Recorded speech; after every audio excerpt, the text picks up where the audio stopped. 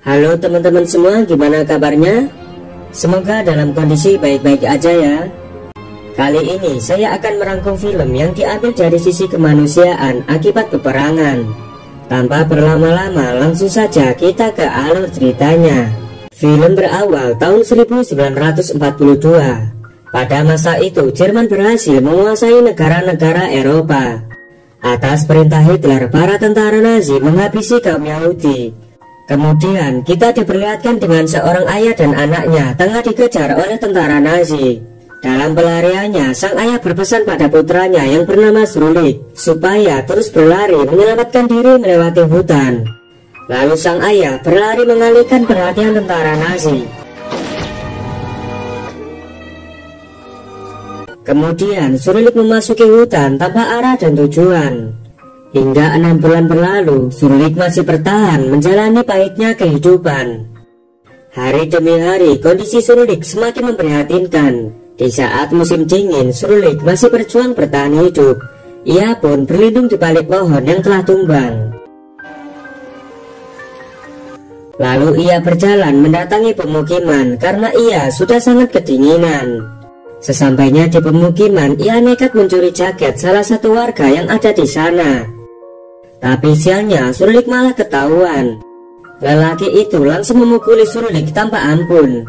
Ketika orang itu mengambil tali di dalam gudang, Srulik mendapat kesempatan untuk segera kabur dari sana dan berhasil mencuri jaketnya. Kemudian Srulik melapisi kakinya dengan kain karena dia akan melanjutkan kembali perjalanan tanpa tujuan pasti. Dia hanya ingin terus berlari dan bersembunyi dari tentara Nazi yang terus memburunya. Dalam kondisi kedinginan dan kelaparan, Srulik harus berjuang demi menepati janjinya terhadap sang ayah untuk bertahan hidup. Nampaknya kali ini tubuhnya sudah tak sanggup lagi. Lalu ia tersungkur pingsan di depan rumah seorang warga. Adegan kembali ke 6 bulan sebelumnya pada musim semi.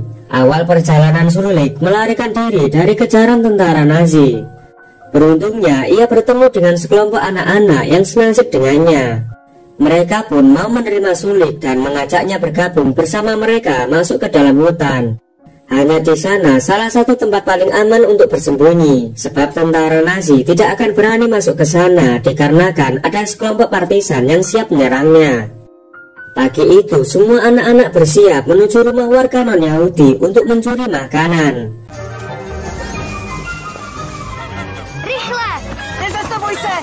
Dengan gesit mereka meraup semua yang ada di sana, hingga si pemilik rumah tidak sanggup menangkap mereka. Srulik bersama teman-temannya berhasil mencuri sejumlah makanan. Mereka pun saling berbagi makanan satu sama lain. Keesokan harinya, tiba-tiba ada sepasang kekasih lari ke dalam hutan karena mereka sedang dikejar-kejar oleh tentara Nazi. Srulik dan kawan-kawannya langsung bersembunyi, tapi tentara Nazi terus mendekat yang membuat mereka panik ketakutan. Tapi naasnya, Srulik malah terpeleset hingga terjatuh sampai pingsan. Saat ia tersadar, semua mendadak hilang tanpa jejak. Sekeras apapun Srulik berteriak memanggil kawan-kawannya, namun tetap saja tidak ada yang menyahutnya. Srulik pun menangis di atas pohon, meratapi nasibnya sendiri yang kesepian. Karena mulai sekarang Srulik harus menjalani hidup sebatang kara di dalam hutan. Terkadang ia terpaksa menerapkan ilmu yang ia dapat dari teman-temannya dengan cara mencuri makanan dan pakaian ke rumah warga setempat. Hari demi hari, Srulik mulai terbiasa menjalani hidupnya sampai 6 bulan lamanya. Di mana kita kembali ditunjukkan ketika Srulik jatuh pingsan di depan rumah warga. Melihat Srulik sudah tak berdaya, Magda menolong dan merawatnya di dalam rumah. Ternyata Srulik telah terbaring pingsan selama 3 hari. Magda bisa menebak kalau Srulik anak Yahudi, namun dia mengizinkan Srulik untuk tinggal sementara waktu. Diketahui anak Magda di bawah suaminya bersembunyi bersama partisan yang lain. Kehadiran Srulik menjadi pengobat rindu dan membuat hidupnya tidak kesepian lagi. Demi keselamatan Srulik, Magda melarangnya pergi keluar sembarangan. Sebisa mungkin Magda ingin melindungi Srulik dengan cara mengajarkannya menjadi seorang Kristiani agar dapat mengelabui tentara Nazi. Kasih sayang yang diberikan Magda membuat Srulik merindukan ibunya. Di malam hari, Surlik teringat kembali kejadian menakutkan ketika ia mencoba melarikan diri dari kejaran tentara Nazi yang saat itu sedang menangkap warga Yahudi di desa rumah mereka. Merasa terpojok, Surlik nekat naik ke atas kereta kuda seorang warga lokal. Walau nyaris ketahuan, namun ia masih bisa lolos. Dari kejauhan, Surlik menyaksikan ibunya akan dibawa oleh tentara Nazi. Dan itulah hari di mana Surlik melihat sang ibu untuk terakhir kalinya. Di suatu pagi, Magda melihat ada jejak kaki di halaman rumahnya. Ia langsung masuk ke dalam membangunkan Surlik dan menyuruhnya segera pergi. Kemudian Magda memberikan kalung salib untuk menyempurnakan penyamarannya. Sekarang Surlik harus kembali ke jalanan dan melakukan semua ajaran Magda. Ia mendatangi setiap rumah warga dan mengaku sebagai orang Polandia yang sedang mencari pekerjaan. Setelah mendatangi rumah demi rumah, akhirnya sebuah keluarga bersedia menerimanya bekerja. Di sana, Surlik mendapat pekerjaan di peternakan. Sang majikan lumayan baik, begitu juga anak-anaknya selalu mengajak Surlik bermain sepak bola. Semakin sering berbaur dengan anak-anak majikannya membuat Surlik lupa. Di saat mereka sedang lomba pipis bersama, hingga ada seseorang yang menyadari kalau Surlik sudah disunat, yang artinya Surlik adalah kaum Yahudi. Mengetahui hal itu, terpaksa majikan menyuruhnya pergi, padahal mereka sangat senang atas kehadiran Surlik. Dan kini lagi-lagi Surlik harus menemukan keluarga baru yang mau menampungnya. Dalam pelariannya, Surlik ditemani anjing peliharaannya yang diberi nama Azor. Walaupun ia harus kembali ke hutan lagi, setidaknya Surlik tidak kesepian seperti sebelumnya. Hari demi hari mereka lalui bersama dengan bermain dan mencari makanan untuk bertahan hidup.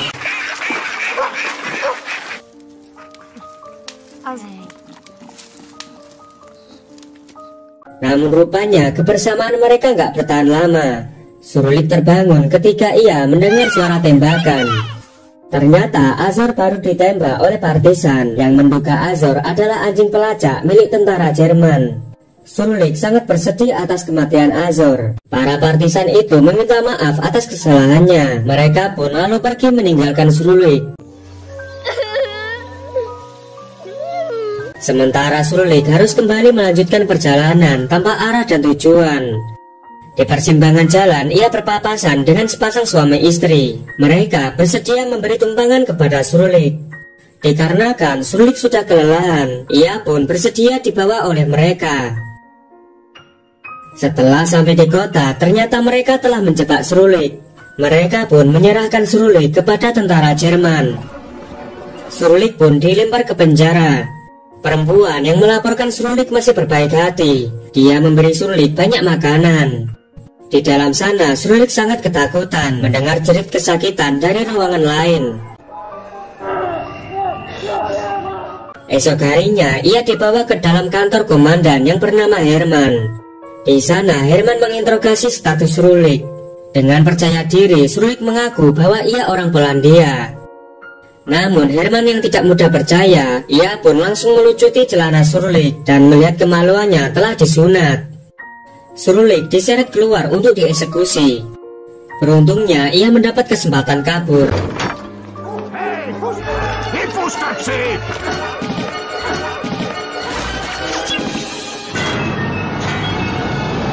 Surlik berlari sekejang-kejangnya menerobos ke dalam hutan.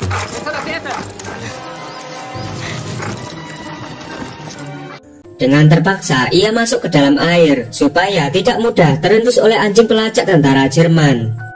Kemudian Surlik kembali berlari, dan kali ini dia bersembunyi ke dalam lumpur. Beruntungnya kali ini dia berhasil lolos dari kejaran tentara Nazi.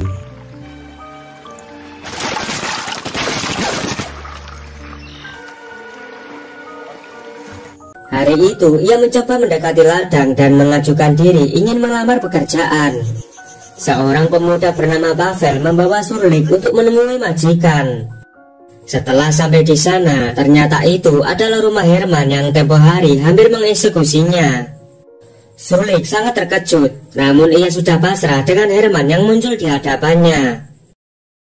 Tapi Herman yang melihat istrinya senang dengan kehadiran Surlik, ia pun menerima Surlik bekerja di sana.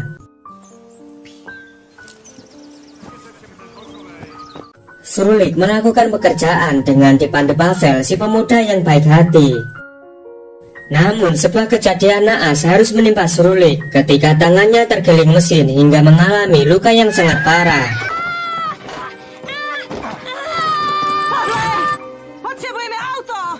Bu Herman dan Pavel langsung membawanya ke rumah sakit. Setelah mengetahui Surulik seorang Yahudi, si dokter tidak mau mengoperasinya.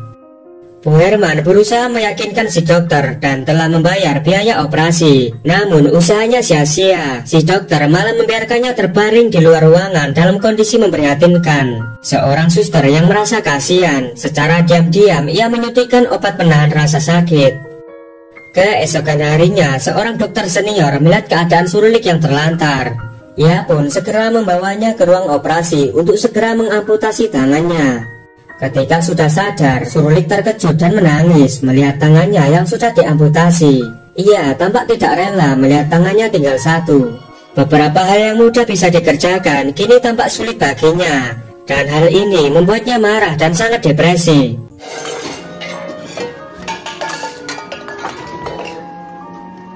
Kemudian Bu Herman dan Pavel datang menjenguk membawakannya makanan. Kehadiran mereka membuat Surulik sangat senang. Si dokter Angku datang melihat kondisi Surulik yang mulai membaik. Meski sudah membiarkan Surulik nyaris mati, namun tidak ada penyesalan sedikit pun. Hari demi hari Surulik mulai menerima kenyataan dan terus belajar membiasakan diri dengan satu tangannya.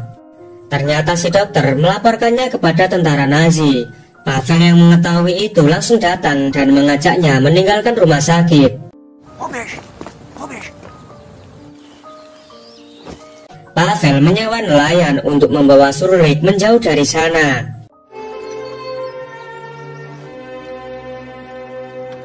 Ketika sampai di tempat aman, Surulik diturunkan dan mengembara lagi seorang diri.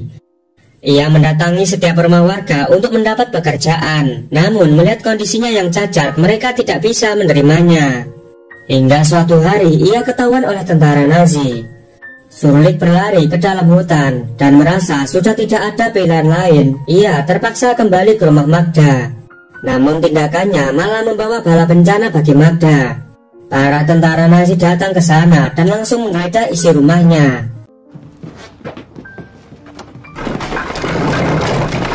Magda semakin was-was ketika tentara Nazi mengetahui ada ruang bawah tanah. Mereka pun masuk ke dalam dan nampaknya ia tidak berhasil menemukan Surulik.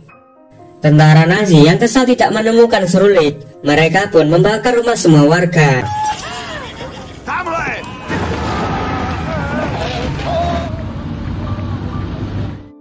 Setelah api padam, Magda dengan cemas mengeluarkan Surulik dari tempat persembunyiannya. Dan ternyata ia masih selamat. Melihat kejadian itu, ia merasa bersalah. Akibat kedatangannya, semua warga kehilangan tempat tinggalnya. Namun Magda masih mau menyelamatkan Surulik. Ia menyuruhnya segera pergi dari sana sebelum warga kampung tahu kehadirannya. Surulik pun terpaksa harus berpisah dengan Magda. Surulik kembali berjuang sendirian. Kali ini ia terpaksa meminta belas kasihan pada setiap warga dan mengaku dirinya orang Polandia yang sedang mengembara. Sampai akhirnya datanglah pasukan Soviet dalam misi mengusir pasukan Jerman dari negara Polandia.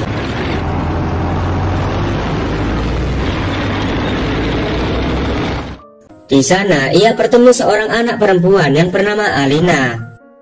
Alina kemudian membawa Surulik ke rumahnya dan meminta orang tuanya menerima Surulik. Ayahnya Alina bersedia menerima Surulik untuk bekerja di sana.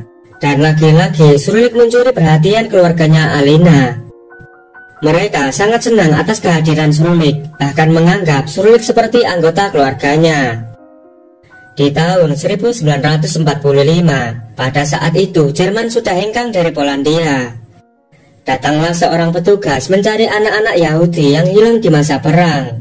Kedatangannya ke sana untuk membawa Surulik dikembalikan kepada keluarganya. Tapi Surulik menolak karena sudah nyaman tinggal bersama keluarga Alina. Karena statusnya terungkap, keluarga Alina pun tidak dapat mengizinkan Surulik tinggal bersama mereka. Hingga akhirnya mereka membawa Surulik kembali pulang ke rumah bibinya karena kedua orang tua Surulik telah meninggal dunia. Ketika Surlik melihat kondisi rumahnya, ia kembali teringat dengan sang ayah yang rela mengorbankan nyawanya agar Surlik dapat menyelamatkan diri.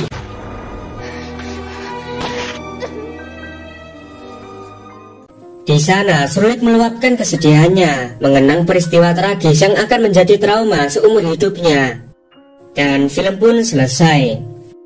Film ini menggambarkan tentang kemanusiaan dan penderitaan akibat Perang Dunia Kedua. Dan semoga kita supaya lebih banyak bersyukur, tidak mengalami hidup di zaman peperangan. Oke lur, terima kasih udah menonton film ini sampai selesai. Jangan lupa tekan tombol like, subscribe, dan aktifkan loncengnya, agar kalian tidak ketinggalan dengan video-video menarik dari channel ini. Dan sampai jumpa di video selanjutnya.